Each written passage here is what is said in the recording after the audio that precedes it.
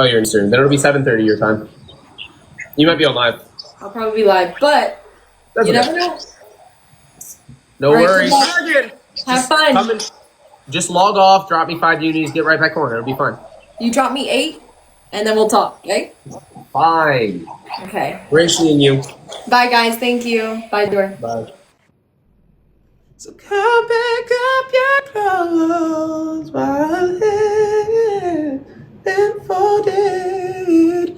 Meet me at the door. I have it open.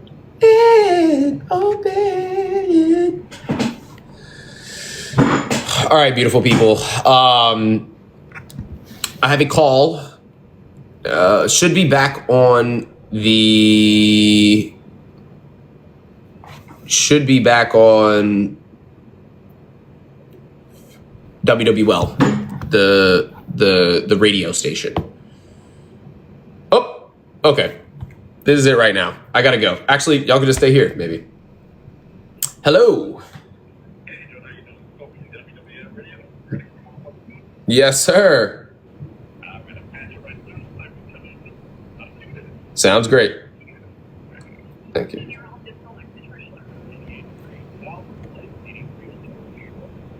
Or WWL First News.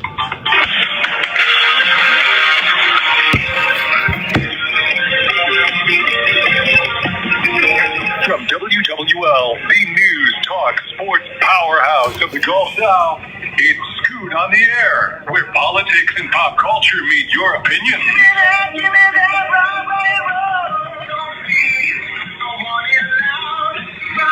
Join us now on the Oakland Heart Jewelers Talk and Text line, 504-260-1870, or connect on the free Odyssey app. Now, live from our Gulf Coast Bank and Trust Company studios, the bank that cares about you, here's the rock star, talk star of New Orleans, here's Scoot.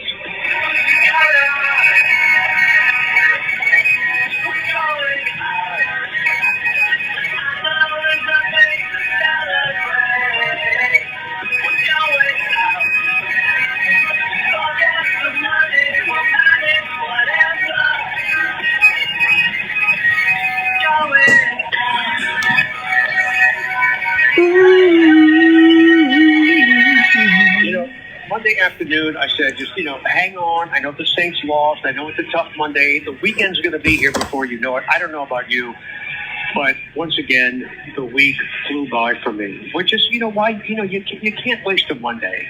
And I know some people just kind of get bummed out. It's a Monday beginning of a long week. The weeks never seem that long. And I hate that some people just kind of, waste a day with a negative attitude, because it's happening so fast. I'm Scoot on the Air. I'm really glad you're with us on this Free for All Friday afternoon. A lot going on. The other day I said I had some interesting facts about Gilligan's Island, little known facts about Gilligan's Island that I was going to share with you, and then the next day I was going to do it, and I just got busy, and I haven't done it yet, but I'm going to do it today. Also, we're going to talk about some controversial Halloween decorations. And, some people express frightening images that are based on politics. Is that going too far? Some Halloween decorations are gory, and some are based on politics. And there are a couple that have popped up this year about politics that are, raising some eyebrows and getting some criticism. So we'll talk a little bit about that. Also, I just posted on Scoot on the Air Facebook. I just posted a blog that I wrote. It's on the WWL.com website. It's titled, "Should New Orleans Ban NOPD from Being on Reality TV Shows?" We talked about this on the show yesterday, got off the air, wrote a blog about it. You can read about that. And it's also linked to part of the show yesterday when we talked about this. And it's about the city council is considering, through the Governmental Affairs Committee, they're considering a proposal that would block the city from allowing any first responders to be part of any reality TV shows, like the shows like Cops and shows like that. And this is based on a woman complaining that her brother's body was shown on this TV show, Homicide Squad New Orleans. And I can understand how horrific that must be, but The news might have covered that. So I like those shows, and I like seeing that law enforcement wins. I like showing that the criminals are just really dumb, and many of them are just clueless. No doubt they're smart criminals, and quite often the smart ones get away with it. But I like those shows. I think it makes a city look good that their police department is working, and I think it's a good public relations video for law enforcement and for first responders. You know, they're doing their job. They're actively doing their job, and it shows them at work. And, you know, the camera angles are not perfect, and, you know, none of this is all planned out, not to the degree that it's scripted. And so I like seeing that raw aspect of law enforcement doing its job. So I think it makes the NOPD look good. Now, maybe the city council can come up with some restrictions about showing bodies. And I think that would be cool. But I like the idea that they have been, you know, sometimes part of these reality shows. We've also been talking about that game last night, the Thursday night game between the Steelers and the Cincinnati Bengals. An incredible game with two quarterbacks, both over 40, both putting on clinics of how to hit receivers with passes. It was amazing. And we're going to talk about the Saints. Can the Saints beat the Bears? Yes, they can. Will the Saints beat the Bears? I'm not sure. I hope they do, but I'm really not totally positive they're going to win this game. I hope they do. Caleb Williams is a good quarterback. He's developing. You know, and I'll tell you, Spencer Rattler, for not having a lot of time, you know, behind center, I think Spencer Rattler's doing a really great job. I mean, wait till he develops a little bit more. And I mentioned yesterday that Mark Sherliff had talked on Sports Talk this week about the positive things about the Saints, and one of them was Spencer Yeah, I'd be Rattler. bored as hell That right guy now if I had to knows just a sit lot here about football. by myself. I'm glad I didn't get All off right, alive. so I've told you about a couple of things going on this weekend. One of them is the Washington Parish Fair with rides and eats and music. And Rockin' Dipsy Jr. is going to be there Sunday afternoon at 5 o'clock. And Jordan Blue, who was a third-place finisher on America's Got Talent, we had him on the show recently. He is an amazing talent. And here's a song from Jordan Blue. This is called Cruising. Chasing. Very thoughtful lyrics. He said cruising. Oh, what did I say? Chasing. Cruising. I meant chasing. I'm thinking of that song by Florida Georgia Line. Chasing is the name of the song. Longing for a place I can call my own. It's about, you know, chasing your dreams in life. They say There's somebody else Jordan definitely is talking. performing Saturday afternoon at the Washington Parish Fair. Jordan Blue is also performing tonight at 6:30 at the Mandeville Trailhead. And I'm going to try and get out of here early enough to make that this afternoon. Jordan Blue joins us on WWL. Jordan, good afternoon. Hello, how we doing? Good. Like I'm so impressed with you, and I just hope the absolute best for you. I have a lot of respect for the way you're handling things, and for people who missed the interview. Jordan has had offers from record companies, and he's holding off right now. He's living on the money that he's making from TikTok, and he's doing okay there. But I really respect him for not just jumping on the first deal. And what is it exactly that you're waiting for before you accept an offer, Jordan?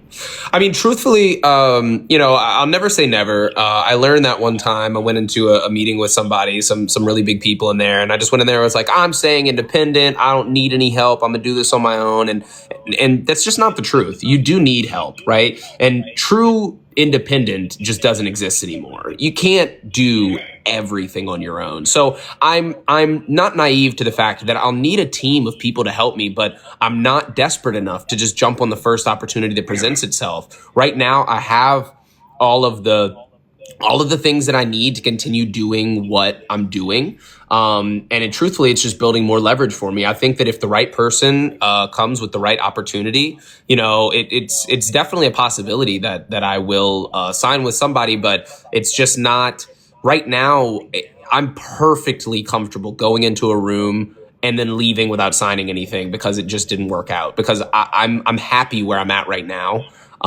There's gonna be a lot more growth to come, but if somebody presents the right opportunity, then that's what I'm waiting on. What is it that has come up that has kept you from saying this is the right deal? Well, for one, it was just too soon. Most of the people that reached out, I honestly didn't, and I should have done this, but I honestly didn't even respond to the email. We haven't even had a talk yet. Because at the time I was like, look, I'm still doing AGT right now. Like, I need to just keep my mind focused on doing America's Got Talent before signing or talking with anybody, because I don't want them to try to deter me from what ultimately has set me up for the most success to be able to do this on my own. So that's the main thing is that, a lot of people want control creatively over what I'm doing. And obviously that's the most important thing to me, is to be authentic.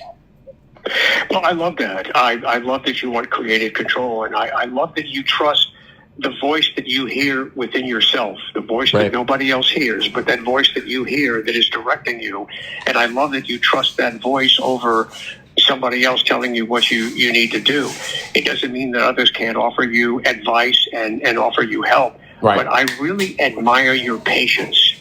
And I think that this is something really to be respected, regardless of what people do in life. It's a great virtue to have. Patience. Too often people jump on something right away. And I can think of times in my career where, maybe I moved from one city to another too quickly, and maybe I should have stayed back in that city. And I often wonder, well, what would have happened if I would have stayed in this city longer? Yep. So I get that, but I really do respect your patience. So you're performing at 6:30 tonight at the Mandeville Trailhead. Yes. And then again, Saturday afternoon around maybe 2:30. 4 p.m. 4 p.m. tomorrow, I'll be at Washington Parish Fair main stage. Okay. So that'll be a great time. 4 p.m. tomorrow, Washington Parish Fair, and then tonight at the Mandeville Trailhead at 6:30 p.m. And I'll be performing for a little over an hour, both today and tomorrow. So definitely worth the trip out there. Yeah. So, we haven't heard a lot from you. I'm going to do another one of your songs, going into the break here in just a moment. But it's got to still be a thrill for you now. It's still new for you to get up in front of a live crowd, right? Oh, yeah. There's nothing like it. The energy, the rush that I get on stage. A lot of people might feel like they get nerves whenever they go on stage, but I feel like I get adrenaline, and it just makes me have superpowers. Like the notes that are hard to hit aren't so hard to hit anymore whenever I get up on that stage in front of a live audience. It's just the transfer of energy is just beautiful. See, I think that's because you have so much confidence in what you do that a chance to do it in front of people, you translate that adrenaline into confidence. Yeah. Well, I mean, at the end of the day, it's really crazy to think about, but I've been more nervous to sing in front of my church than I have singing on that AGT stage for the first audition. And it's really crazy to think about. But the reason I feel like is because, at any church I can mess up and I see these people every single week again. But for AGT, like, this is the opportunity that this is where I'm supposed to be. My life has led me up to this moment to make or break. And like, this is my opportunity to take it. So I just went in there and that's what I did. In my interview with you, you mentioned God a couple of times. Talk about your relationship with God and how it's relative to your success right now. Oh, 100%. I mean, at the end of the day, even just getting in the church to begin with was something, my mom kind of got me into, and that had a huge impact on me to continue doing what I do now. But even more so, the things that I have right now are all due to God. Like, I've been in some really not great situations, and I've learned from it because God gave me that perspective, right? I made it through those moments because God gave me the strength. And now as I go into new things, new doors, new opportunities, he gives me the confidence and the experience that I've had to keep going and to be the best that I can be in every situation and make the most of it, And do you feel like God will carry you through and be with you no matter how big you become? Oh, absolutely. I mean, that's the only thing that's going to keep me grounded, you know? As things start to rise and things get bigger and bigger and bigger, like, you know, it's very easy to get caught up into the worldly things and that LA lifestyle and all that kind of stuff. But I need to remain true to myself and remain grounded in those moments and stay humble. And God's going to be what keeps that going for me, you know? You know, I had a number of conversations with John Lodge of the Moody Blues, and he passed away just a few days ago. And I remember him talking about his religion. He was married to the same woman all of those years. And, you know, we kind of joked about how he didn't do drugs and didn't drink. And he was, you know, an evangelical Christian, and a lot of different kinds of Christians out there, but he was an evangelical Christian. And, you know, here's a guy who was, you know, in the 60s and 70s. I mean, he was caught up in the world of just raw sex, drugs, and rock and roll. And I mean, there was no conscience. This was before AIDS. I mean, things were wild. And I just was so in admiration of him for not becoming part of that. And it was his relationship with God that kept him from doing that. And when he was like invited to certain parties, he knew what was going to go on, drugs and sex, and so he just didn't go. Yep. Absolutely. Yep. That's a very good lesson to stand by. Yeah. Yeah, and then another one, Alice Cooper is essentially a born again Christian, and I've talked to Alice about, you know, the strange, macabre things that he does on stage. Does any of this conflict with his religious beliefs? And he says, no. He said, I think God has a sense of humor, and he said, I think God, you know, gave us rock and roll. Jordan, do you ever feel like that, you know, you didn't choose God, but God chose you? The way that I look at it is that, you know, God kind of chooses all of us. He's steady there knocking at our door, and it's just kind of up to us to open it, you know? So, yeah, 100%. To think that we have really any choice or say in the matter is is funny to think. But, you know, you still have the free will side of things, and it's just up to you to kind of open that door that he's steadily knocking at. That's the way that I look at it. Well, Jordan, you are an amazing singer, and you're an amazing young person, and you went through a lot, and I so respect where you are today. You know, you have this unique ability to be very, very soulful at your age, and also as a white singer, you've got a lot of soul, and you're part of that blue-eyed soul contingency of a few performers out there. And when I first heard your music, you could easily have been a black artist, but you're a white artist that has a lot of soul. I hear that. Is that something that you feel? What, the soul, you mean? Yeah. Yeah. So, I mean, it's the same concept of going up onto that stage and that transfer of energy. Like, that's what soul is for me. Like, it's not just sounding good to the ears, but it's the feeling good part of, you know. And I've literally had times where I'm singing on the street on Bourbon Street, and like people will come, and it's just crazy. It's like they're sending me their energy, like they're feeding me their energy to use, which goes back out to everybody listening. So it's just this constant cycle. Like, we learn this in school. Energy is not created or destroyed, it's transferred, right? And when you're singing a song on stage, when I'm singing a song on stage, I'm transferring my energy to those listening, and they're transferring it right back to me with their cheers and their energy and that kind of thing. And so it's beautiful. It's beautiful, and it's very real. You feel it in a very strong manner when you're up there on stage. Okay, so this evening at 6:30, Mandeville Trailhead. I'm going to try and get out of here on time. I'm going to try to make it. If I don't make it tonight, I'll make it tomorrow. Tomorrow, Saturday at 4 o'clock at the Washington Parish Fair. You're going to be on stage, and you'll do an hour and a half, and it should be a really great show for a lot of people. And I know a lot of people are looking forward to seeing you, and some are going to come see you for the first time. Oh, yes, that's going to be amazing. And I will be there. Please come up, ask me for a picture. Just don't get too handsy, all right? All right, Jordan, listen, I appreciate your time, and I will see you either tonight or I'll see you tomorrow afternoon. We're going to go to break with My Love, Jordan Blue. God bless. On WWL.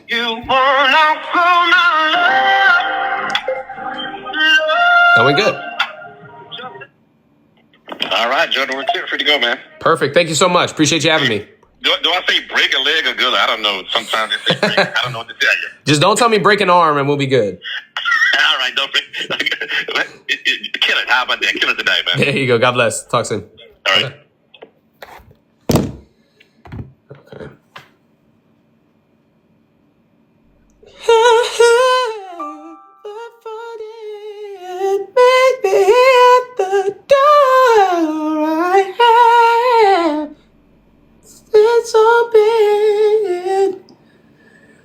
Okay.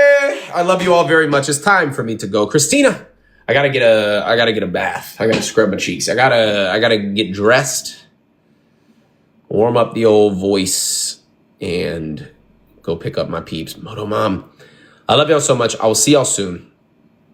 Please take care and brush your hair. Moto Mom, please hydrate so you do not dehydrate, Stephanie.